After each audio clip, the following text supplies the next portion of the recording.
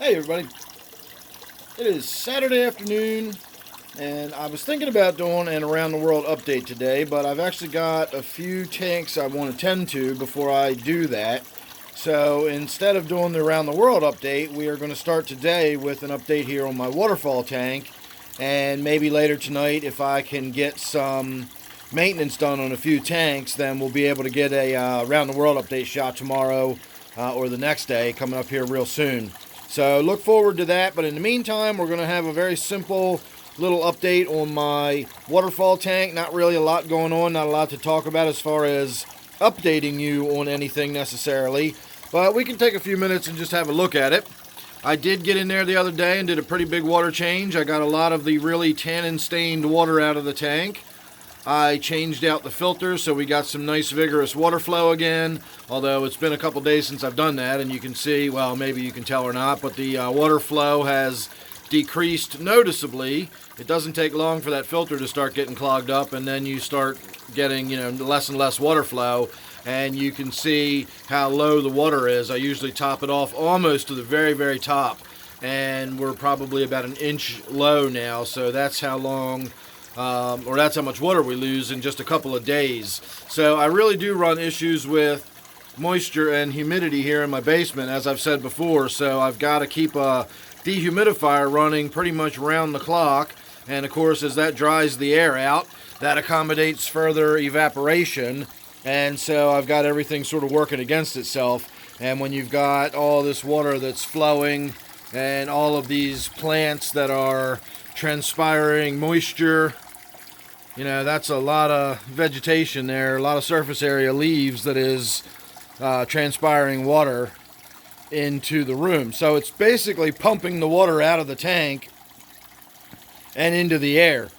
I lose far more water through my plant leaves than I do through surface evaporation or even evaporation from all of the flowing water flowing down from the waterfall itself. Now, I gotta say, this was originally designed so that the water would flow in at the top, and then it would flow off to the right, and then make its way down. There's a little waterfall over here, and then a channel for it to run in, and then it's supposed to flow back down into the basin here. But this has gotten so clogged up with roots and growth and everything at the top that we now just get sort of an overflow right in the front, and we literally have a waterfall instead of sort of a series of flowing water, falls. We just have water coming straight off the top, right all the way down into the basin at the bottom, and then we get that secondary fall from the basin into the tank below. So it's doing really well as far as I haven't seen any aphids in a while. The vegetation is out of control, as I keep pointing out. I actually got to get in here and do a little straightening out on this. You can see how the new shoots come in and their leaf is wrapped around the stem of the next one, and this one is sort of stuck around this one. It won't let go and stand upright, and then I got this one stuck to that. So it does that occasionally, and I'll get some weird looking growth. I'll have to get in there and separate them manually from time to time. Here's another one where I've got a new leaf that's coming in, but it's still wrapped around the original, wrapped around its neighbor. So it's an interesting way that the plant puts out new foliage. I've never seen a plant do this. The plant is a pickerel sage. No, I'm sorry, a pickerel rush. Not a sage, it's a rush. And it's growing like crazy. I kind of bought it on a whim at the Home Depot one day. They had some marginal plants that you could put in your pond or near a stream or something. And so I grabbed one, not really knowing anything about it. It just had pretty purple flowers on it. And now that I've put it in here, you can see it's just growing like mad. And then, of course, with my arrowhead plants here, both one on the right and this big one on the left here, that just really takes the whole top of this and turns it into a, well, very lush and green. You can barely even see the other plants that are growing through there. I'm almost wondering at this point whether I should get in there and remove the wood. I don't know if you can tell, but I've got a big piece of woodwork that runs right through here that you can hardly see anymore. And then I've got this piece of wood over here that runs down and into the tank, and that's one of the main contributors of the tannins in the tank, is this large piece of wood. As you can see, it goes all the way down into the bottom, and I've got a bunch of rocks piled on it to keep it from floating away. But it also goes up and over there and practically sticks out of the top of the tank. So it is a significant amount of wood right in the tank itself, and then it continues on up. And then we've got that sort of broken end on top. So I don't know if I'm going to take the wood out or leave it in at this point. You can barely even see it. At least this one over here you can barely see, because that one does not go down into the tank. We've got some geraniums that are about to bloom. You can see the little bundles of flower buds there. I think I've got another batch of flowers getting ready to sprout somewhere. I could have sworn I saw 2 of those little bundles of flowers here recently, but I guess not. So pretty soon we're going to have some more flowers in the geraniums.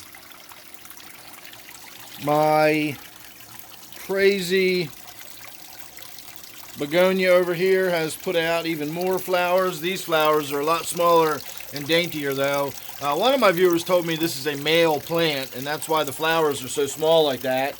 And that's entirely likely. There are some plants that have males and females that are separate plants, and then there are other plants that have male and female parts within the same flower.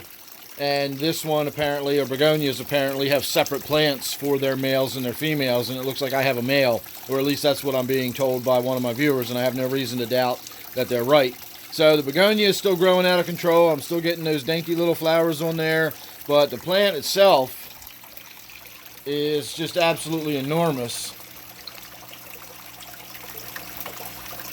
I really feel like I ought to replant it. It's in about I guess that's a 1 gallon pot. I'm not really sure what the size of that pot is. I think it's a 7-inch diameter, maybe 6 inches deep or something like that. It's not a very big planter at all. And yet, you can see the size of the begonia that's growing up and out of it. I think that's awesome. Love it. Nothing really new going on with the fish. Haven't added anything. Haven't lost anybody. Have not yet discovered anybody down here. I do need to get in and once again clean the filter in this tank. You can see where we're down to just a little bit of a trickle rather than the nice vigorous flowing waterfall that I was getting in this tank. And now that I'm looking at it, we're seeing some really pathetic growth on this sweet potato vine that I put in here. I'm almost wondering if the water in this tank is not a little more brackish than I thought. I've done so many water changes on this tank without putting brackish water back in it that I assumed by now it would just be fresh. You know, you pull some brackish water out, you replace it with fresh water, and you do that over and over again. And, you know, at some point there's not going to be enough salt in there for it to count as brackish water anymore, or even hard water. And yet here I've got this sweet potato vine that does not look good at all. Now it does look like it's kind of recovering, and we're getting a little bit of new growth generating right here. But usually new growth on the sweet potato vine looks more like this. It's a very, well, that's a little too bright to see. It looks more like that. It's a very bright, vibrant, sort of pink color. You can see the new growth coming off here.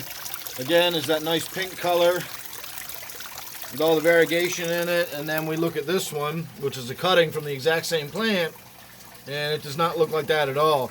So I thought it would do really well in this tank. This tank probably has a pretty high nitrate level, and yet it's not. So that's kind of interesting. I might have to get out my old refractometer this afternoon and have a look at that and see if we've still got any salt in that water. Something's causing that not to grow right. So that's about all I can think of. Again, not really much of an update per se. Not a lot changed or is going on. But it is a little bit of a look at the tank. I do have this piece of Java fern here that seems like it's come uprooted from somewhere. So I'll probably just throw that either in that tank, which is where it went for now, or it will make its way into my grow out tank, and then it'll be, you know, in with my other stuff that's available for sale. So don't forget, if you're interested in any Java fern or water sprite, I do have that available for sale, so I'll put my email down below, and you can contact me and we'll talk about that. So in the meantime, I'm going to say thanks for watching. Make sure you're subscribed. That way you won't miss anything. You never know what it's going to be with me. Don't forget, this one here is my waterfall tank. So thanks again for watching. I'll see you real soon in the next one.